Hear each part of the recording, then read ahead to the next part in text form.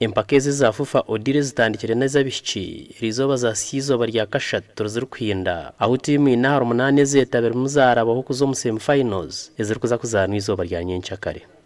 Omuzani yahindura za group Oasis Primary School yasinganya Kasura Primary School na goli 3 ari ubushokorabaho kandi eji yayibembere kimeza cya group A kandi neja kulitana ne ya Prime View Education Center yabe yakabiri mu group B. Rero Bagan Nursery and Primary School neja kulitana ne ya Habanomo Quality Academy ya Kawempe nyencyakare.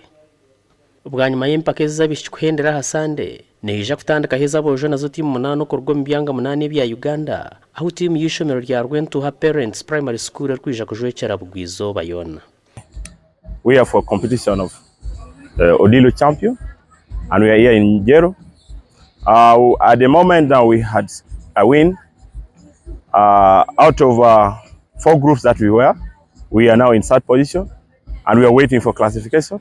That means either 5th position or the 6th position. We all have plus Oasis, we all have 6 points, but the difference is on our goals. When it comes to goal average, we are leading.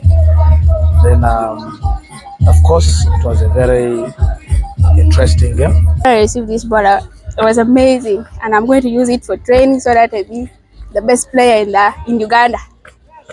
Abga TV West and Alojas Biamukama.